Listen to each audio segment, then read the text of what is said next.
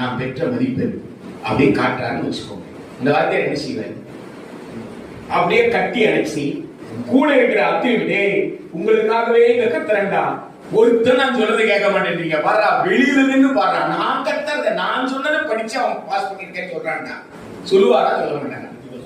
அவர் கையில பணம் இருக்கோ பணம் இல்லையோ, அவர் கையில என்ன இருக்கோ அதை எடுத்து கொடுப்பாரு. பேனாவோ பென்சிலோ சாக் பீஸோ, அதான் ரொம்ப முத்தம் கொடுக்கிறது இல்லையா? ஆனா இங்க ஒரு வாத்தியார் கிட்ட ஒருத்தர் சொன்னானா, ஐயா நான் உங்க சிலையை செய்து நான் உங்களை நினைத்து கொண்டே நான் கற்றுக்கொண்டேன் அப்படின்னு சொன்னாரா. உடனே அப்படின்னா எனக்கு காணிக்கை கொடுக்கலையே, துட்டு கொடு அப்படின்னு இவர் கேட்டாராம். உடனே அவர்கிட்ட துட்டு இல்ல போல இருக்கு, கட்ட வரல கொடுத்துட்டாராம். எப்படி ஏத்துக்கிறாங்க? ஒரு வாத்தியார் செய்யற வேலையாது. அப்படியே ஒரு மாணவர் கட்டை விரலை வெட்டி தானே கொடுத்தாலும் ஆசிரியர், எப்பா அது உன் கட்ட விரலப்பா, அந்த கட்ட விரல் இல்லைன்னா இந்த வித்தைக்கு நீ கத்துக்கிட்டேன்னு சொல்றிய, அந்த வித்தைக்கு அர்த்தம் பண்றதுப்பா சொல்லி இருந்தா வாக்கியம், சொல்லி இருந்தா வாக்கியம் இல்லையா? அப்படி சொல்லலன்னா என்ன அர்த்தம்?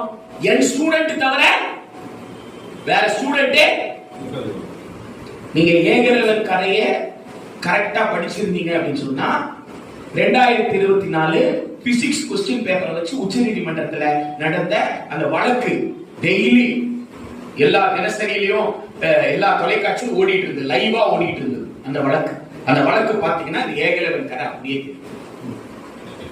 ஒரே கேள்வி, இயற்பியல்ல ஒரு கேள்வி. அந்த இயற்பியல் அந்த கேள்வியில என்னன்னு கேட்டீங்கன்னா அணு சம்பந்தப்பட்டது. பெரியாரியல் தொண்டர்கள் கிட்ட போயிட்டு அணுவை பத்தி கேட்டா அவங்க ரொம்ப பிரமாதமா சொல்லிடுவாங்க.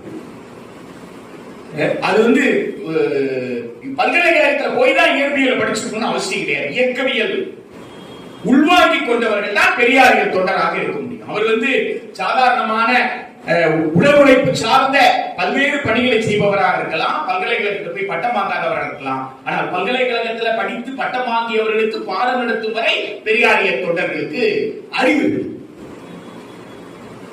இந்த அணு சம்பந்தப்பட்ட கேள்வி, அணு நிலைத்தன்மை கொண்டதா நிலைத்தன்மை இல்லையான்றதான் கேள்வி.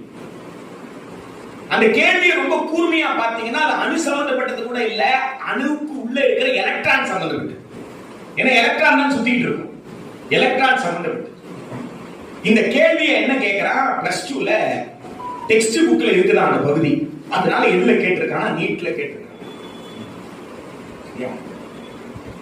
நமக்கு தமிழ் இலக்கியத்தில் அகநானூறு இருக்கு, அகப்பாடல்கள் இருக்கு, சரியா? புணர்தல் அப்படின்னு இருக்கு. 8ஆம் கிளாஸ்ல இருக்கு, 9ஆம் கிளாஸ்ல இருக்கு, 10ஆம்